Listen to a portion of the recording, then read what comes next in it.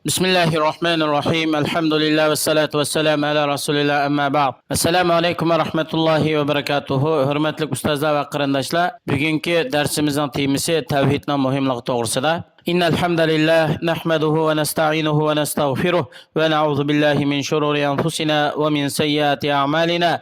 Men yahdihillahu fela mudilla lahu ومن يضلل فلا هادي له واشهد ان لا اله الا الله وحده لا شريك له واشهد ان نبينا محمدا عبده ورسوله صلى الله عليه وعلى اله واصحابه وسلم تسليما كثيرا اما بعد. Hürmetlik qarindoshlar, haqiqatan Alloh subhanahu va taolo bizlarga to'g'ri tabiat, sog'lom aqlga muvofiq bo'lgan, har qanday zaman, makonga muvofiq keladigan e'tiqod bilan amal so'zning orasini va ibodat bilan ilm bilishning orasini jug'laydigan shundoq bir dinni Alloh subhanahu va taolo bizga ne'mat qilib ato qildi. Alloh subhanahu va taolo butun xaloyiqlardan u dindan boshqa hech qanday bir dinni Alloh qabul qilmaydi. Bu to'g'rida Alloh subhanahu va taolo Qur'oni Karimda shunday aytadi: "A'udhu billahi minash shaytonir rojim va man yabtaghi ghayral islami dinan falan yuqbala minhu va huwa fil oxirati minal xosirin." Ya'ni har qanday bir inson islom dinidan boshqa har qanday bir dinni din deb e'tiqod qilar ekan, Alloh subhanahu va taolo bu odamdan u islomning g'ayrida e'tiqod qilgan dinini Alloh qabul qilmaydi.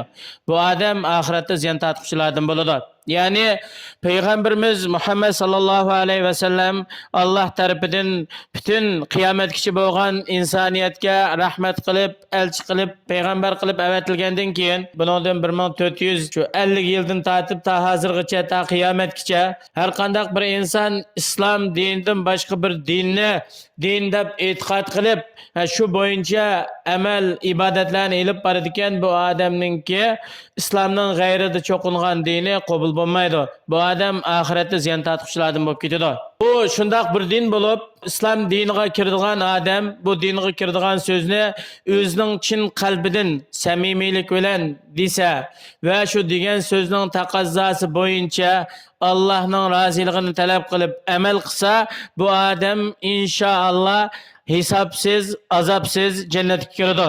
U so'z qaysi desa, la ilaha illalloh, Allohdan boshqa ibodatga loyiq hech qanday bir haqiqiy ma'bud yo'q degan so'z bo'lib, bu so'zlarning eng isil, eng tatligi, amallarning eng afzali va iymonning shaxchilarining eng olisi.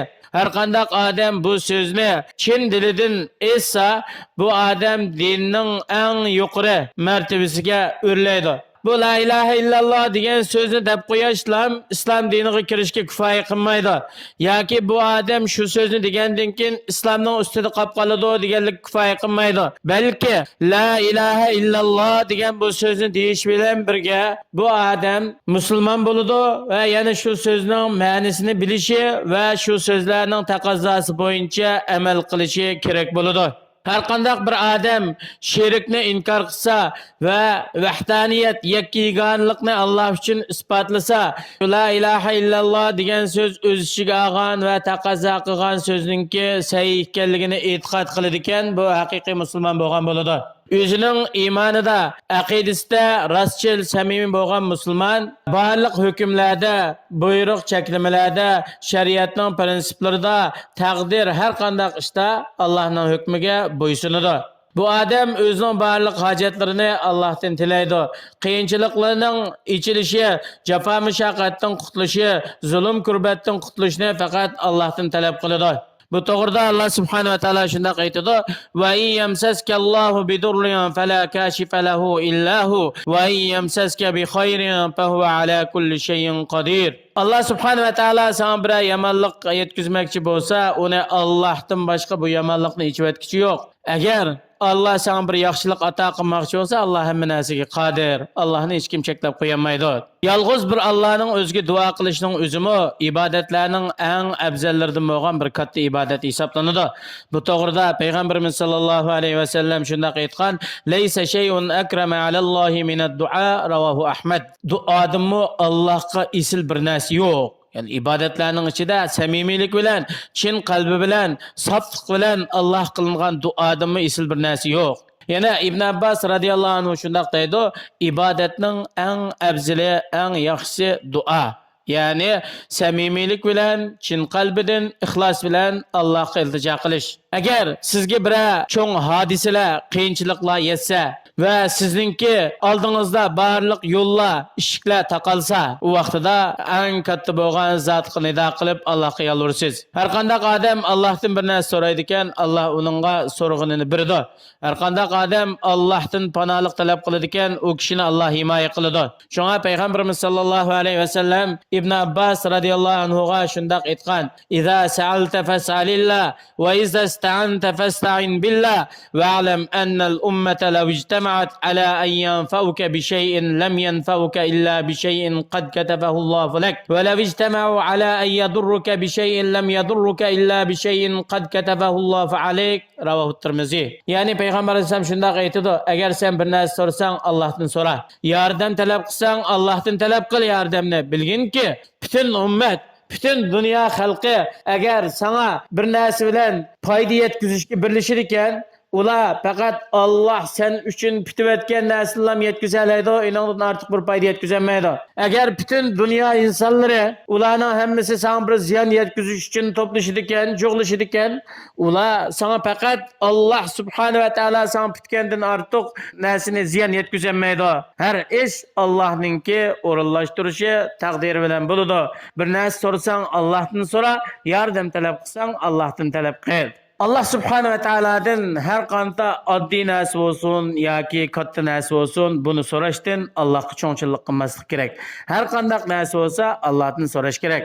Bu to'g'rida Aisha onamiz shunday hadis bayon qiladi: "Salulloha kulla shay'in hatta shis'a fa innalloha illam yuyassirhu lam yatayassar."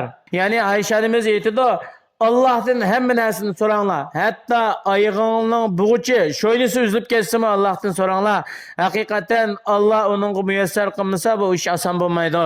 Ammo o'lib ketgan odam qanday bo'lishidan qat'iy nazar yoki yo'q odam o'z nafsiga foyda ziyon yetkazishga ega bo'lmaydigan bo'lsa, qandaqmi boshqalarga foyda ziyon yetkazsin? Pat bo'lgan odam degan o'ziga duo qiladigan kishilarga ehtiyojli bo'ladi. Kim mening haqqimda yaxshi duolarni qiladiki, shuning manfaati menga yetadi deb shuningga talmirib turdi. Bizni payg'ambarimiz sollallohu alayhi vasallam musulmonlarning qabristonligini ziyorat qilishga buyurgan vaqtida ularga Allohdan rahmat, mag'firat talab qilib duo qilishga buyurgan.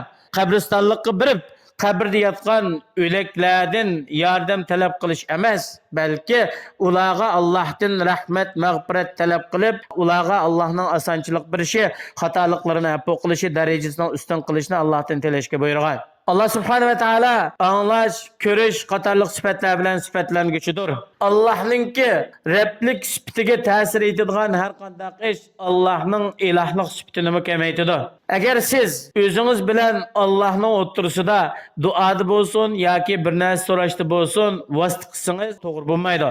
Chunki Allah subhanahu wa ta'ala Qur'oni Karimda "Ud'uni astajib lakum" menga duo qilinglar, men sizlarning duoyinglarni ijobat qilaman. Bu yerda bir vosita qilish kerak bo'lmaydi. Chunki bu o'zi bilan Allohning o'rtasida qiladigan ibodatlarga vosita qilishning o'zi ixlos kalimasiga zid keladi. Qur'oni Karimda Allah subhanahu wa ta'ala aytadi: "Qul inna solati va nusuki va mahyaya va mamati lillahi robbil alamin la sharika lah va bidhalika umirtu wa ana awwalul muslimin." Muhammad sallallohu alayhi va sallam esla ularga haqiqatan mening namozim, haj ibodatlarim, mening hayotliqim va mamatim hammasi olamlarning Robbi bo'lgan Alloh uchundir. Allohning hech qanday sheriki yo'q. Men shuningga buyurildim va Allohga bo'ysungan, Allohga musulmon bo'lgan kishilarning avvalidirman.